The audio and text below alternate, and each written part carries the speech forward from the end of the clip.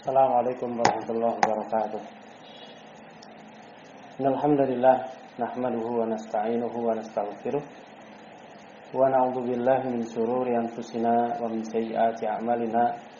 Man yahdihillahu fala mudhillalah wa man yudlil fala hadiyalah. Asyhadu an la ilaha illallah wahdahu la syarikalah wa asyhadu anna Muhammadan abduhu wa rasuluh sallallahu alaihi wa ala alihi wa ashabihi wa man tabi'ahum ila yaumiddin wa ba'd. Ya ayyuhalladzina amanu taqullaha haqqa tuqatih wa la tamutunna illa wa antum muslimun. Ya ayyuhan nasu taqu rabbakumul ladzi khalaqakum min nafsin wahidah wa khalaqa minha zawjaha wa batha minhuma rijalan katsiran wa nisaa'a wattaqullaha alladzi tasaaluna bihi wal arham innallaha kana 'alaikum raqiba. Ya ayyuhalladzina amanu taqullaha wa qulu qawlan sadida yuslih lakum a'malakum wa yaghfir lakum dzunubakum wa may yuti'illaha wa rasulahu faqad faza fawzan 'azima. Amma ba'd. Sahabat Polda BTV yang dimuliakan oleh Allah Subhanahu wa taala, alhamdulillah segala puji syukur hanya milik Allah Subhanahu wa taala yang telah melimpah curahkan kepada kita semua, baik yang nampak maupun yang tidak nampak, sehingga jika kita menghitung nikmat-nikmat Allah Subhanahu wa taala, kita tidak mampu, tidak mungkin akan bisa menghitung nikmat-nikmat Allah Subhanahu wa taala. Tugas kita dan kewajiban kita ialah, karena kita tidak mampu menghitung nikmat Allah yang begitu banyak, yaitu dengan bersyukur kepada Allah Subhanahu wa taala. Salah satu bentuk syukur kita kepada Allah Subhanahu wa taala atas apa yang telah kita dapatkan dari nikmat batin maupun zahir, dengan jalan bersyukurnya kita menuntut ilmu syar'i, menambah keimanan kita kepada Allah Subhanahu wa taala. Salawat salam tercurah kepada Nabi besar Muhammad sallallahu alaihi wasallam serta keluarga beliau, istri beliau, para sahabat beliau, serta umatnya yang selalu mengikuti dan membela sunnah Nabi sallallahu alaihi wasallam. Semoga kita semua yang menyimak acara kajian secara langsung dari Polda BTV yang disiarkan dari SDI Nurul Ummah Islamic School Cikarang Bekasi, termasuk bagian orang-orang yang mengikuti dan membela sunnah Nabi sallallahu alaihi wasallam. Kita masuk ke pembahasan, yaitu mengajarkan kepada anak-anak kita tentang arkanul Islam. Nabi sallallahu alaihi wasallam bersabda, "Bunyal Islamu ala khamsin." Islam itu dibangun dengan 5 hal. Yang pertama, syahadati alla ilaha illallah wa anna Muhammadan Rasulullah. Kita menyaksikan, bersaksi bahwasanya Allah Subhanahu wa taala adalah sesembahan kita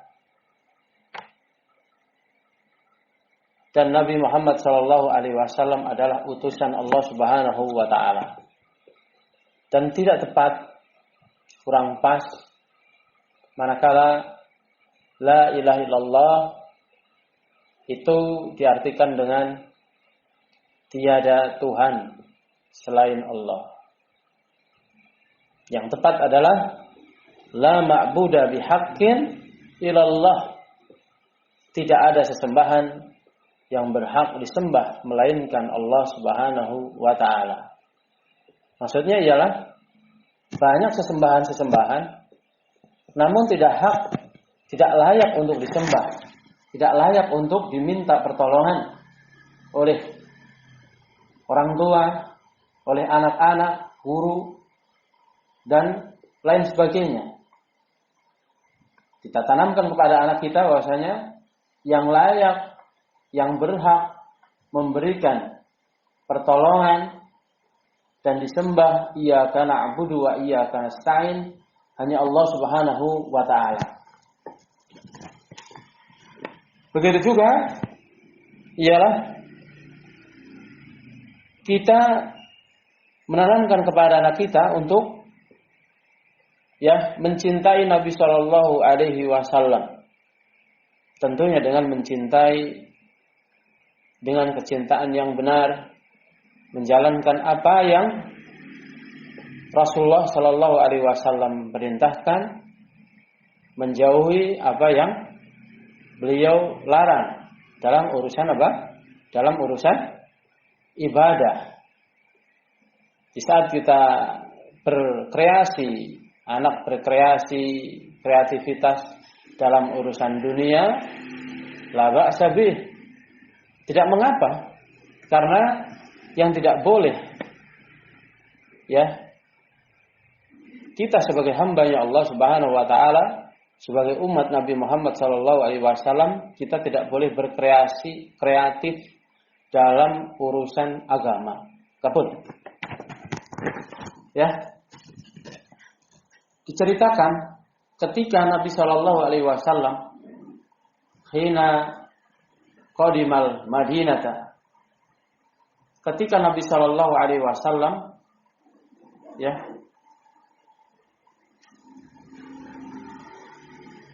datang ke Madinah, melihat orang-orang Ansor itu sedang seperti layaknya mereka, yaitu sedang menanam pohon kurma. Namun dilakukan dengan cara step. Lalu Nabi Shallallahu Alaihi Wasallam menyarankan. Namun kita perlu ketahui bahwasanya orang-orang Ansor ialah orang-orang yang sami'na wa ta'na, tidak tawar menawar. Orang Muhajirin terkenal sebagai pedagang, adapun orang-orang Ansor terkenal sebagai para petani. Lalu mereka menjalankan saran Nabi Shallallahu Alaihi Wasallam, meninggalkan stek. Karena apa? Menurut Nabi Shallallahu Alaihi Wasallam ini saran, bukan wahyu, yaitu sifat manusiawi beliau, yaitu apa? Nanti kelamaan kalau taninya seperti ini. Lalu datanglah mereka kepada Rasulullah Shallallahu Alaihi Wasallam dan mengeluhkan, ya Rasulullah, kami mengikuti apa yang Anda sampaikan waktu itu, namun pohon kurma kami malah rusak. Hadis riwayat Abu Dawud. Lalu Nabi Shallallahu Alaihi Wasallam menjawab, antum a'lamu bi umuri dunyakum. Atau riwayat lain, antum a'lamu umuri su'unakum.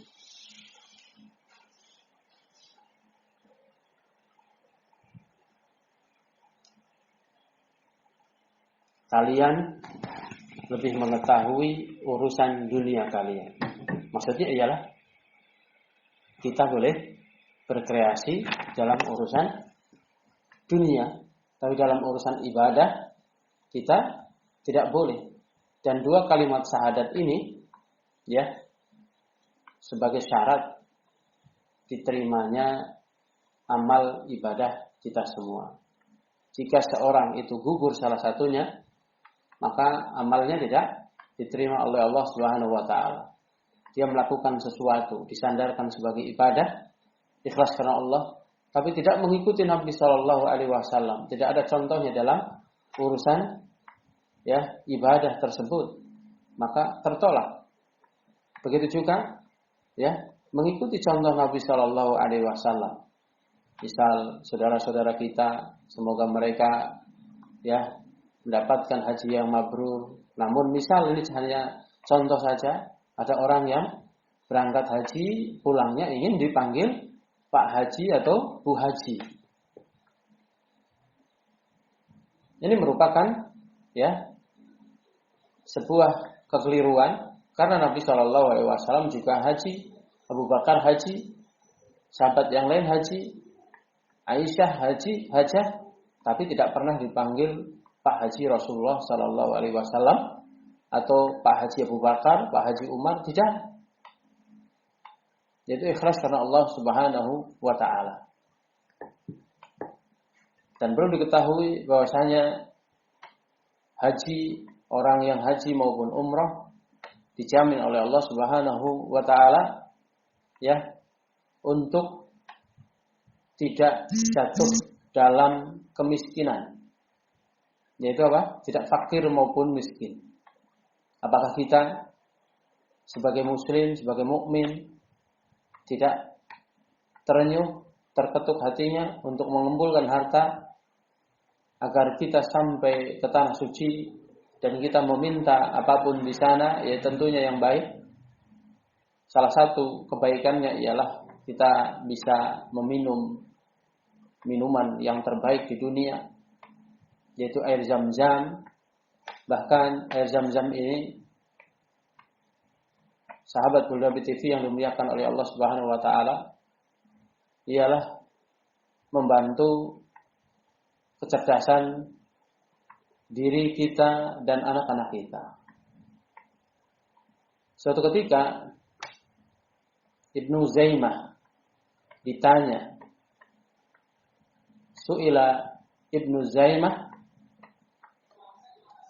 min aina utital ilm, dari mana engkau yang mendapatkan ilmu?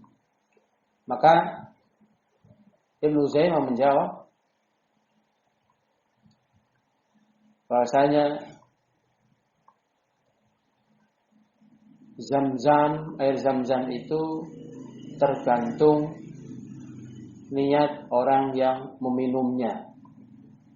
Lalu beliau menyebutkan bahwasanya Nabi Shallallahu Alaihi Wasallam mengajarkan kepada kita untuk meminum, di saat meminum air Zam-Zam dengan berdoa, Allahumma inni as'aluka ilman nafi'a wa rizqan wasi'a wa shifaan min kulli da'in. Salah satu doa yang tertuang dalam ketika kita ini meminum air Zam-Zam ialah meminta ilmu. Ini dijelaskan di dalam kitab Syiar A'lam Nubala, yaitu berkaitan dengan air Zam-Zam membantu kecerdasan anak. Tentunya dengan terus belajar, membantu. Karena apa? Di saat meminumnya itu ada lafaz meminta ilmu yang bermanfaat. Maka tentunya sahabat Bulla TV yang dimuliakan oleh Allah Subhanahu wa Ta'ala, kita semua menginginkan dan ditanamkan kepada anak-anak kita agar mereka itu gandrung, sangat ingin untuk bisa sampai ke Mekah dan Madinah untuk beribadah haji maupun umrah. Yang selanjutnya rukun Islam yang kedua, wa iqamis shalah, menegakkan salat. Ada'uha bi arkaniha wa wajibatiha wal khushu'i fiha. Yaitu apa? Disuruh diri kita dan kita tanamkan kepada anak-anak kita untuk menunaikannya dengan rukun-rukun dan kewajibannya agar khusyuk menjalankan yang diperintahkan oleh Allah Subhanahu wa Ta'ala. Sahabat Bulla TV yang dimuliakan oleh Allah Subhanahu wa Ta'ala,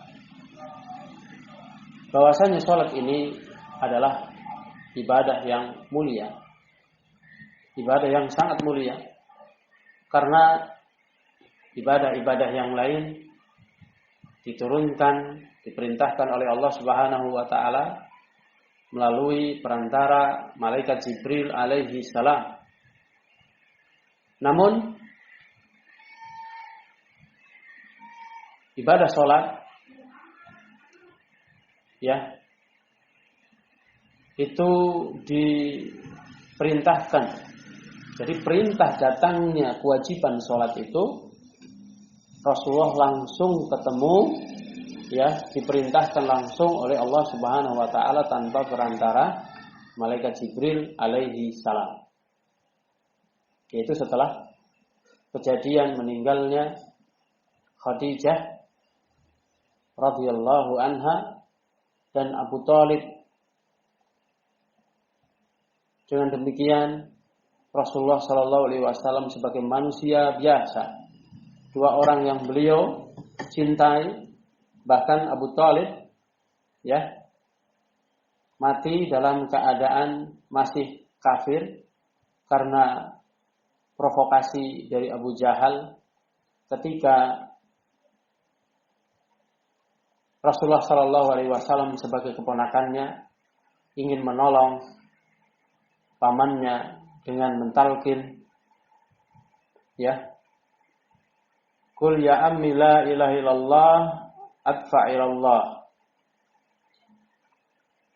Wahai pamanku, katakanlah la ilaha illallah, aku akan bela dengan sebab, ya, dengan sebab kalimat tersebut. Lalu Abu Jahal laknatullah alaih membisikkan, menyampaikan kepada Abu Thalib dengan menyampaikan bahwasanya, apakah kamu mau murtad? Wahai Abu Thalib, apakah kamu tidak ridho dengan agama nenek moyangmu? Ya, menunjukkan bahwasanya sahabat Buldar di TV yang dimuliakan oleh Allah Subhanahu wa taala, pentingnya seorang itu bergaul dengan orang yang baik. Ya. Bergaul dengan orang yang agamanya baik. Ya, Nabi Shallallahu alaihi wasallam menasihatkan kepada kita boleh punya teman banyak. Namun untuk jadikan sahabat, teman karib, ini juga yang kita sampaikan kepada murid kita, kepada anak-anak kita, yaitu apa? Sahabat ialah yang menghantarkan kita kepada kebaikan. Kita disuruh memilih, ya, memilih sahabat. Pilih-pilih sahabat. Karena apa? Mereka akan menarik kita ke dalam kebaikan maupun ke lembah kemaksiatan. Rasulullah Shallallahu alaihi wasallam bersabda, "Ar-rajulu ala dini khalilih, falyandur ahadukum man yukhalil." Rawahu Abu Dawud. Hadis hasan. Yaitu Rasulullah Shallallahu alaihi wasallam bersabda, seseorang itu tergantung kebiasaan temannya. Ya, kebiasaan, ya, agama temannya. Bukan maksud ialah agama temannya itu lain. Ialah manakala seorang itu akan mengikuti kebiasaan temannya. Jika seorang itu mudah menunda-nunda sholat, lalu anak kita, diri kita ini bergaul barang sedikit, maka akan kecipratan, ya, dari kejelekannya tersebut. Bahkan Rasulullah Shallallahu alaihi wasallam menjelaskan bahwasanya teman yang baik dipermisalkan seperti, ya, pedagang minyak wangi. Kita bisa beli darinya atau, ya, minimal kita dapat, ya, bau wanginya, bahkan dikasih. Yang kedua yaitu teman yang jelek dianggap dipermisalkan dengan pandai besi. Ya. Kalau kita tidak terkena panasnya, ya, minimalnya kita akan terganggu dengan bau badannya. Ya, ini permisalan. Bukan bab masalah seorang mencari maisha, tidak boleh menjadi tukang besi, tukang las, tidak seperti itu. Ya. Dan begitu juga di zaman Nabi Shallallahu alaihi wasallam ada kejadian di mana seseorang, ya, sudah masuk ke dalam Islam, sudah membaca 2 kalimat syahadat, namun karena masih bergaul dengan orang atau temannya yang jelek, ya, dia lebih berat terhadap temannya daripada keimanan kepada Rasulullah Shallallahu alaihi wasallam, ya. Lalu, ya, ketahuan oleh temannya. Lalu ditanya, apakah kamu telah beriman kepada Muhammad? Oh enggak. Lalu ditantang. Untuk apa? Buktikan kalau kamu itu tidak beriman kepada Nabi, yaitu Muhammad Shallallahu Alaihi Wasallam. Naudzubillah min dzalik. Dia lebih mencintai temannya sehingga keimanannya itu dijual kembali, lalu meletakkan kotoran kepada Nabi Shallallahu Alaihi Wasallam. Naudzubillah min dzalik, tsumma naudzubillah min dzalik. Jadi sahabat Bulda BTV yang dimuliakan oleh Allah Subhanahu Wa Taala, mencintai Nabi dengan kita mencintai Nabi dengan baik, yaitu menjalankan syahadat yang kedua, wa asyhadu anna Muhammadar Rasulullah, itu butuh kesungguhan, keikhlasan, dan pengorbanan. Sehingga di saat kita menjalankan syariat Islam ini menjadi ringan, dibantu oleh Allah Subhanahu wa Ta'ala. Dan berkaitan dengan sholat, rukun Islam yang kedua, kita diperbolehkan untuk membawa anak-anak kita ke masjid, ke mushola, selama itu membuat mereka untuk mendapatkan pelajaran yang baik. Dan di luar waktu yang berbahaya untuk mereka, waktu yang berbahaya ialah maghrib, karena di mana syaitan, jin, yaitu pergantian shift. Dan sangat miris, sangat menyedihkan manakala kaum muslimin membawa anak-anaknya di bawah umur 7 tahun, dibawa ke masjid, ke mushola, ikut bapaknya, ikut abinya, ikut ayahnya, namun umurnya di bawah 7 tahun. Padahal hal itu beresiko, karena mereka juga belum mempunyai kewajiban di saat menunaikan sholat, hanya untuk memperkenalkan cinta masjid, cinta ibadah, bahwanya sholat itu kewajiban untuk setiap muslim. Jadi umur ataupun anak kita sebelum umur 7 tahun, silahkan dibawa sholat subuh, sholat zuhur, sholat asar. Sholat maghribnya tidak, biarkan sama ibunya di rumah. Sholat isyanya jika mau ikut. Karena bahaya untuk mereka, diganggu oleh jin. Nah, kita ini baru kaget, baru mencari pertolongan, mencari bantuan manakala anak kita nangis malam-malam, teriak-teriak atau yang lainnya. Tinggal dicek kehidupannya ketika waktu syuruk itu masih di luar rumah atau tidak. Sahabat Bulda BTV yang dimuliakan oleh Allah Subhanahu wa Ta'ala, Bapak Ibu sekalian yang dimuliakan oleh Allah Subhanahu wa Ta'ala, dimanapun Anda sekalian berada, siapapun kita, Anda sekalian yang memiliki anak, baik ustadz, guru maupun siapapun, hadis Nabi Shallallahu Alaihi Wasallam berlaku untuk kita semua. Bahwasanya di saat waktu maghrib segera masuk, ditutup jendela, pintu, semuanya rapat, anak-anak kita yang belum umur 7 tahun itu untuk dijaga. Adapun yang sudah 7 tahun ke atas, biarkan ikut sholat bersama kita. Ini hal yang dianggap sepele. Padahal setelah terjadi sesuatu, yaitu diganggu jin dan yang lainnya, itu butuh pertolongan, yaitu dengan meruqyah. Ya. Perintah Nabi Shallallahu Alaihi Wasallam mulai diajarkan umur 7 tahun sholat. Berarti di bawahnya, ya, belum diajarkan. Maksudnya ialah dicontohkan. Dicontohkan di waktu-waktu yang tidak bahaya untuk mereka. Jangan sampai kita membawa di saat maghrib, di saat jin-jin bergantayangan.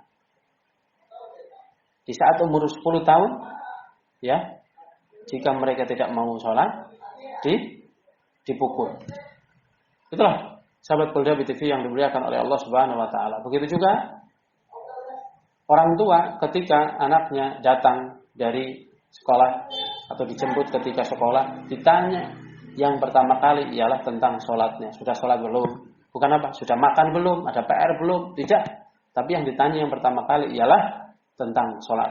Karena Nabi Shallallahu Alaihi Wasallam bersabda, awalu ma yuhasabu as-sholat. Karena amalan yang pertama kali akan dihisab oleh Allah Subhanahu wa taala ialah tentang sholat nantinya di hadapan Allah Subhanahu wa taala. Jika benar sholatnya, maka ya amalan yang lain akan menyusul, akan mudah hisabnya.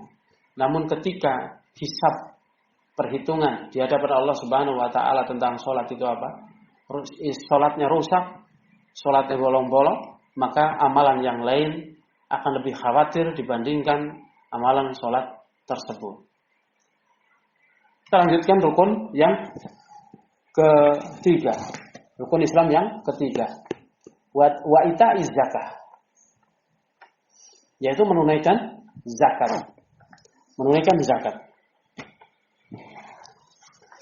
Tajibu zakatu idza malikal muslim, ya. Jika seorang muslim itu mempunyai khumsah wasamanin gharaman dahaban, yaitu 85 gram emas.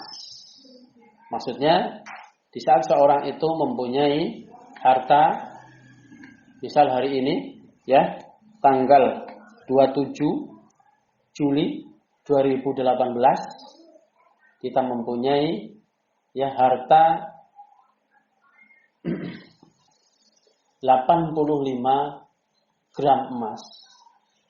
Kalau sekarang emas berkisar 1 gramnya 500, tinggal dikalikan sampai 85, ya, kurang lebih sekitar 40 juta lebih.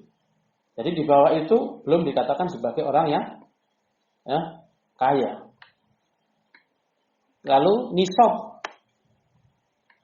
Nah, nisab tadi, ya, mohon maaf, haul setahun. Ketemu 27 Juli 2019,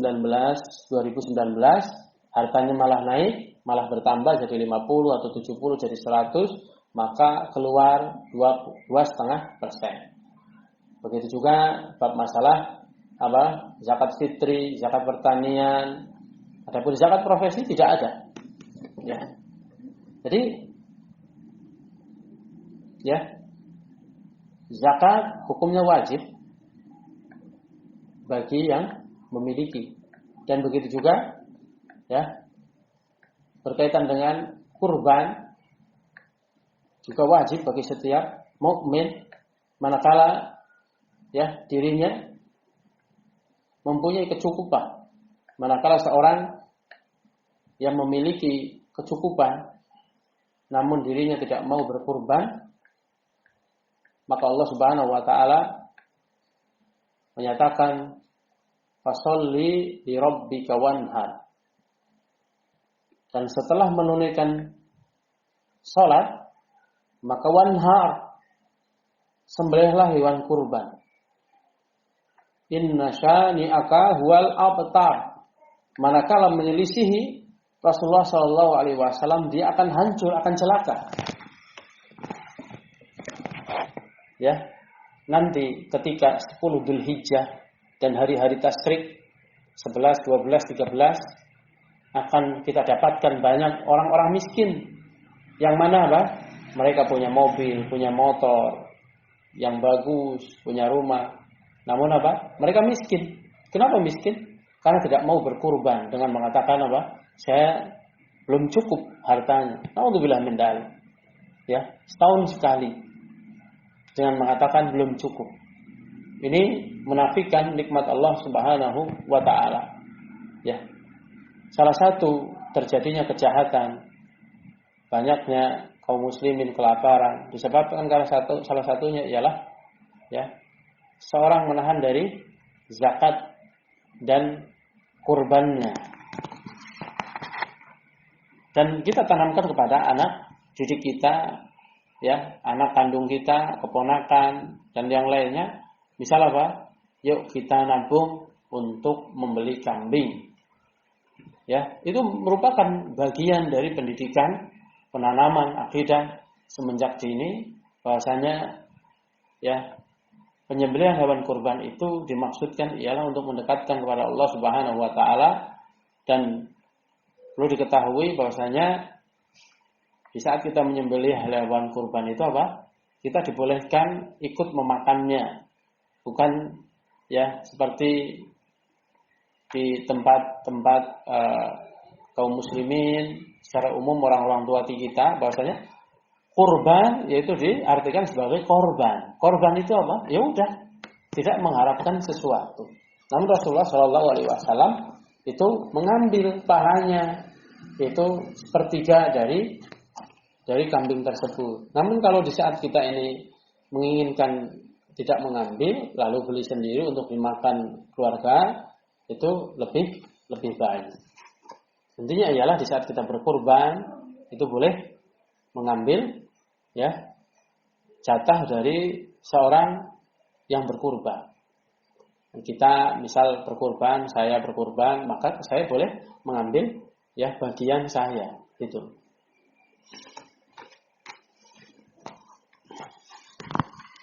Yang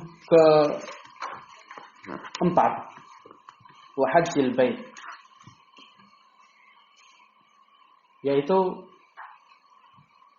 menunaikan haji ya ke Baitullah. Dan di saat saya menyampaikan Baitullah, hati kita ini bergetar, hati kita ini kangen untuk sampai ke sana.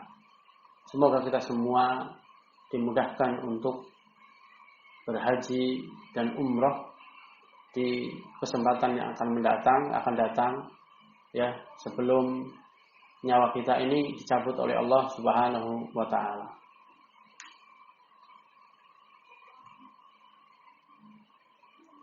Yang ke-5 rukun Islam yang terakhir, yaitu wasaumi Ramadan. Yaitu apa? Kita menanamkan kepada anak didik kita, anak-anak kita untuk berpuasa di bulan suci Ramadan ya. Salah satunya kepada anak kita walaupun belum wajib bisa, yaitu dengan jalan seorang dalam hari pertama. Dan ini saya sampaikan di tempat-tempat yang lain, di majelis-majelis ilmu yang lain, bahwasanya ya anak kita itu bisa berpuasa karena dilatih, ada contoh dari orang tua. Pernah suatu ketika anak saya yang nomor 3 ya ditanya oleh teman saya, Ustaz, apakah anak antum itu berpuasa? Waktu itu kurang lebih umurnya 3,5 tahun, hampir 4 tahun. Ya, berpuasa. Terus dengan mudahnya menjawab, wah ya pantas anaknya Ustaz. Bukan seperti itu. Ya, syariat Islam, perintah puasa ini untuk kita semua. Membiasakan, dilatih. Ya. Kita akan nangis, kita akan sedih manakala anak kita sudah besar, tidak berpuasa. Bagaimana dia akan berbakti kepada orang tuanya, sementara untuk ya menunaikan kewajiban sebagai muslim, masih ditinggalkan. Bahkan naudzubillah min dzalik, semakin tahun ya semakin rusak. Orang-orang berani untuk makan di siang harinya. Ya. Tidak ada rasa malu. Sementara Rasulullah sallallahu alaihi wasallam bersabda, "Kullu ummati mu'afa ilal mujahirin."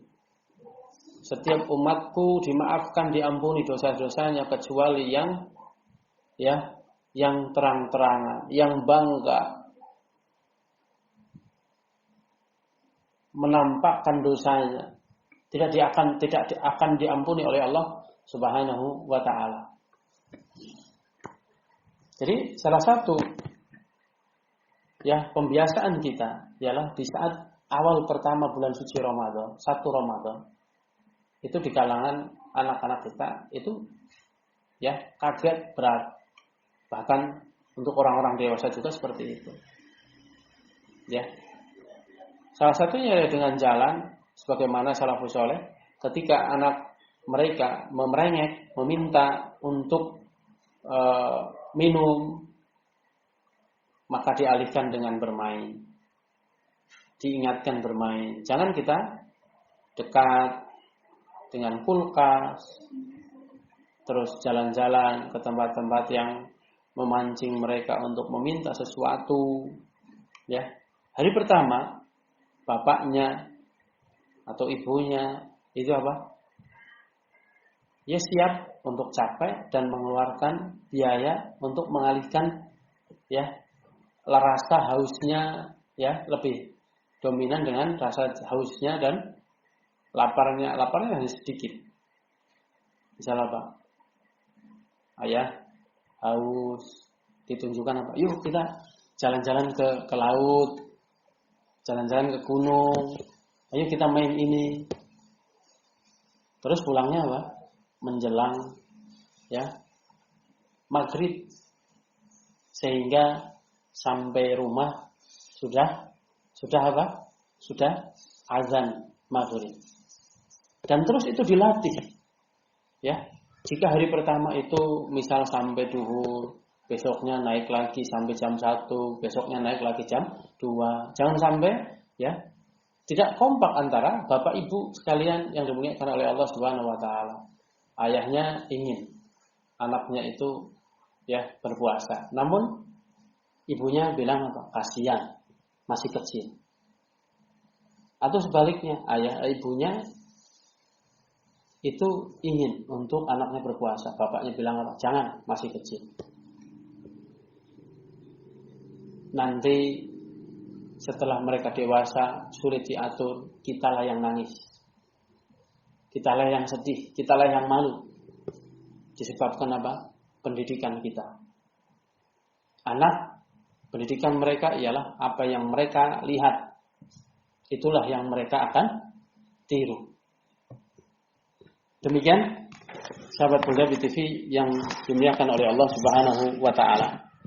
Faedah yang bisa diambil dari pengajaran atau pelajaran yang kita pelajari di pagi hari yang mubarak, yaitu di hari Jumat. Yang pertama yaitu faedah yang bisa diambil yaitu syahadat alla ilaha illallah tabtadi an la na'buda illallah. Kita tidak boleh menyembah kepada selain Allah, tidak boleh meminta kepada selain Allah Subhanahu wa taala sebagaimana pengamalan dari firman Allah Subhanahu wa taala, iyyaka na'budu wa iyyaka nasta'in. Wa la nad'u ghairahu wa an la na'budahu illa bima syara'a. Begitu juga kita tidak berdoa dengan selain Allah Subhanahu wa taala dan tidak menjalankan syariat Allah kecuali apa yang disyariatkan oleh Allah Subhanahu wa taala yang dicontohkan oleh Rasulullah sallallahu alaihi wasallam. Begitu juga kita tidak berhukum dengan syariat yang lain. Yaitu kita berhukum dengan Al-Quran dan Sunnah hadis Nabi Shallallahu Alaihi Wasallam di atas pemahaman sahabat. Kenapa laki-laki sahabat? Laki-laki sahabat karena mereka lah yang melihat wahyu turun. Bahkan pernah diceritakan bahwasanya sahabat ketika duduk bersama Nabi Shallallahu Alaihi Wasallam, ya, lutut mereka menempel dengan lututnya Nabi Shallallahu Alaihi Wasallam, lalu beliau, ya, diberikan wahyu, maka, ya, apa yang dirasakan oleh sahabat yang menempel lututnya, merasakan begitu luar biasanya sakitnya, seperti mau lepas, panas, menunjukkan bahwasanya wahyu itu berat. Ya.